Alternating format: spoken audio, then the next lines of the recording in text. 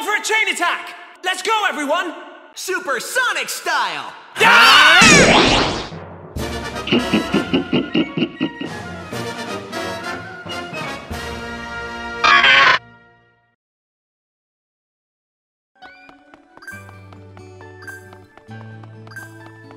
Hey guys, Patronix123 here, and today we're here for another episode of Sonic Colors on the Nintendo Wii. In the last episode, we entered this new world called Planet Wisp, and we did some things here, our normal go to levels and beat them thing, but as you can see out there, as I'm not going to right now, but you can see up there, we got our first D rank of the Let's Play, which is it's not satisfying, but overall, this world's given us a bit of trouble, even though it's usually my favorite.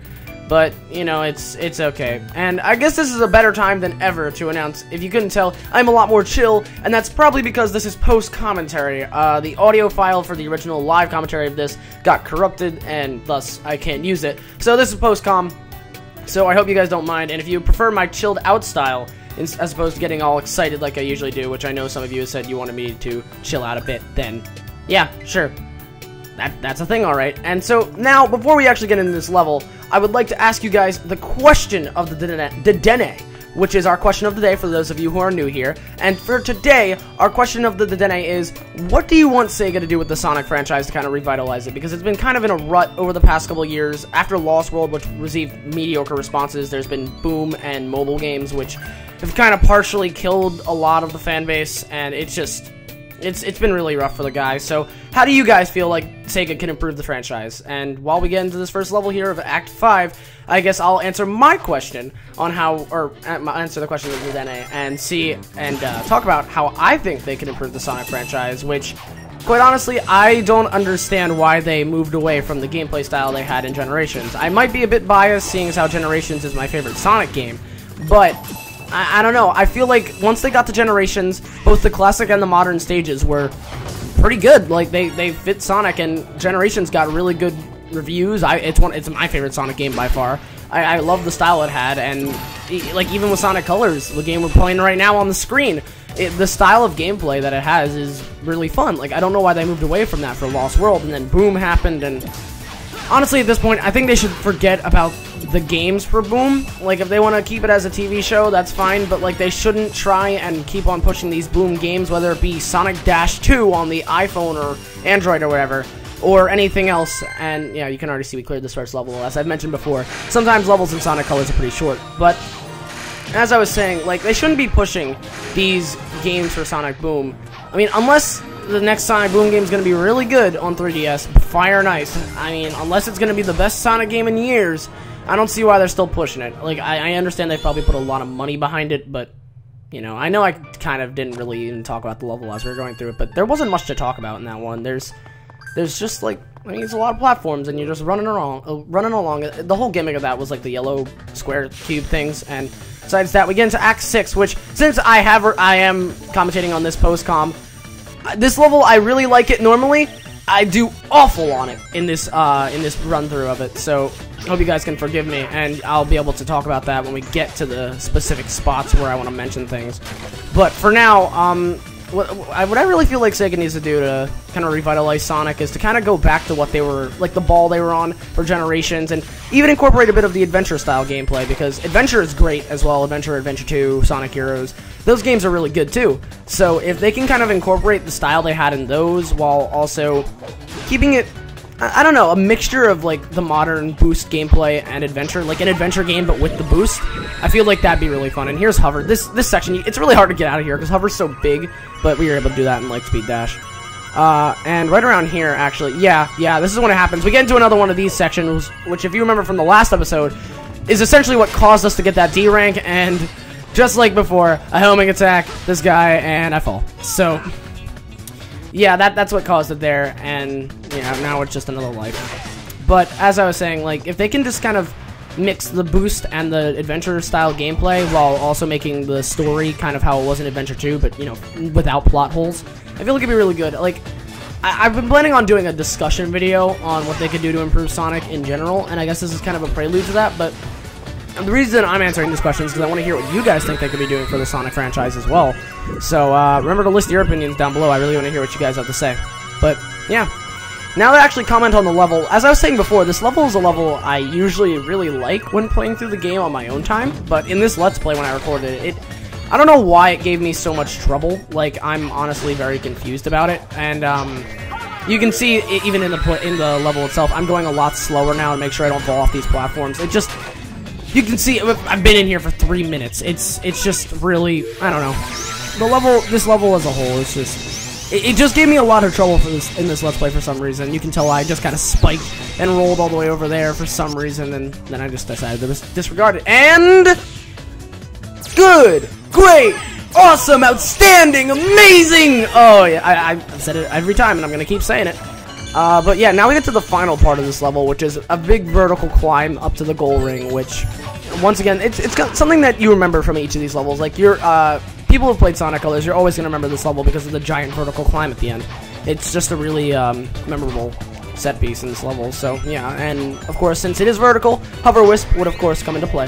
So, hover, and you'll see that the light speed dash really does not help me the most in this level, or in this part of the level either. At least not here. And you'll see, this is where the downfall starts to happen, literally. I get the spikes Wisp, I'm like, okay, I'm gonna be a spiky guy. And so I start ramming up the wall, I'm like, okay, that should be normal.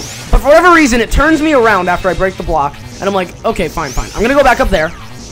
But then it goes out right before I'm able to go up. I'm trying to land on platforms, but I miss, and I said it was a downfall. I literally fell, and I would skip past this part, but I didn't feel like it was too necessary, anyways. But, yeah, that happened. In the live commentary, I got so, like, angry over that, because I cut out a couple deaths in this, but I mean, you can tell, I've been in this level for around 5 minutes now. It had been getting on my nerves. So, yeah, I told you guys in the beginning of this I wasn't doing the greatest in this episode, so, I mean, I told you. Don't say I didn't warn you. But yeah, this section though, like, despite the trouble it's giving me, is usually pretty easy unless you're if you have the nerves like I do. If you're just playing it normally and you're not commentating over it like I was, then you shouldn't have a problem with it. This section is very memorable as well because the camera's all zoomed down and you homing attack, and yeah, I always remember that part at least. And then yeah, I just barely squeezed in there. I remember when I was doing the Let's Play or the live commentary. And I got in there, I thought I, like, got crushed or something, but no, I actually made it. And I'm just glad that on that we didn't get a D, because I don't want to get another D on this playthrough. That was from the last episode, and that wasn't very fun, so, hey, at least we got an extra life there. Extra life? An extra life! It's like I combine life and live. Or live, or life, or live, life. You know what I'm saying. You know what I'm saying. So, we opened up the boss level, which, I guess, we're going to be going to the boss right now.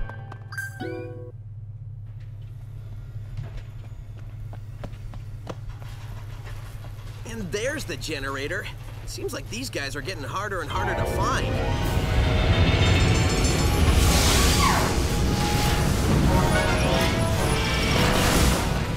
I know for a fact these guys are getting harder and harder to beat.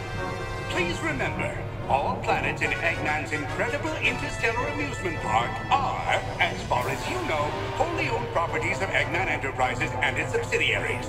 All unauthorized photography, video reproduction, or shutting down of generators is strictly prohibited. Thank you. Eggman, I am going to save this planet, and I am going to free these aliens. No copyright law in the universe is going to stop me. We can save a lot of time and broken robots if you just quit now.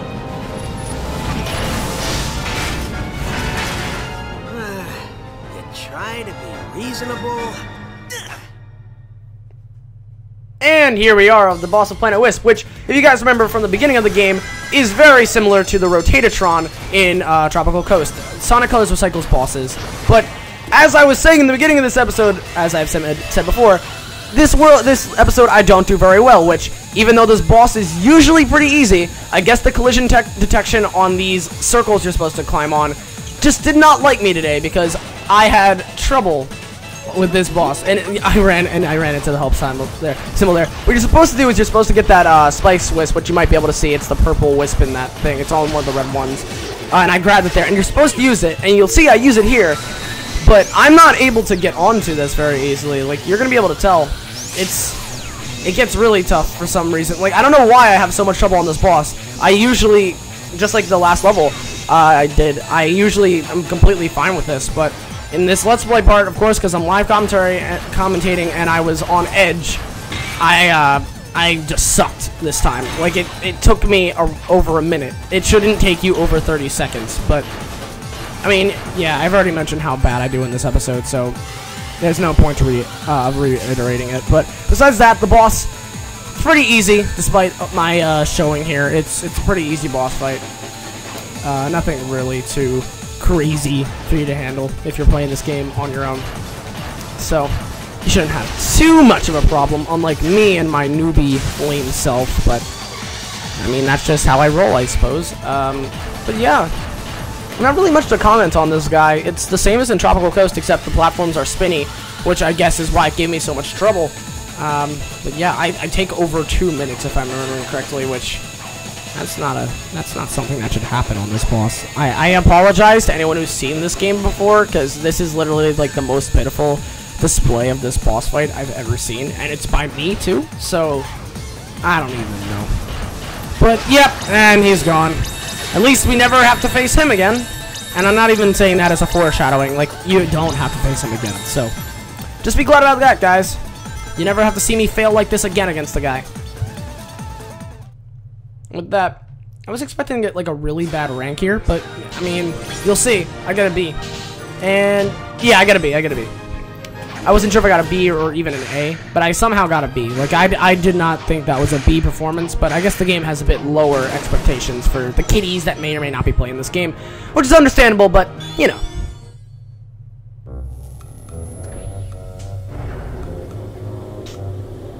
Wow, sometimes I even impress myself. For a second there, I wasn't sure I was going to pull it off. No, who am I kidding? We both knew how this would end. Are you talking to the broken robot who can't hear you? Maybe. That's between me and the robot. See, the important thing here is the alien planet is free. Absolutely. So, we can just forget about the whole talking to dead robots thing, right? Nope. I knew you'd say that. Oh, come on. I've seen you save the day a lot of times, but I've never seen you talk to a pile of metal. Touché. And with that, we have finished Planet Wisp, and yeah, it was a world. It's usually my favorite world, but in this, it gave me trouble. I think in this part of the video, in the live commentary, I was describing about how this was the first boss I didn't get an S rank on, or no, not the first boss. It was like the first boss I got like a less than a A on, or I forget, but it was something to do with it. I was salty. I remember it was something like that, because I go by checking every one of the worlds and like, yeah, counting what ranks I get and showing how I get pretty consistent, except for Planet Wisp, which, I mean, I already apologize for being so bad at this world. Like, I don't understand what got into me, but yeah, it's pretty pitiful. I don't care though. I don't care. I really don't care. If you can make fun of me, I don't care. I really care, but please don't make fun of me.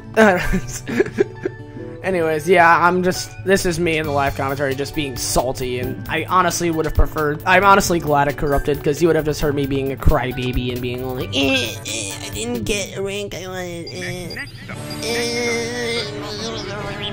So I guess I am glad that you've seen this. So with that, I'm gonna wrap up this episode of Sonic Colors. How much longer do we have in the recording here?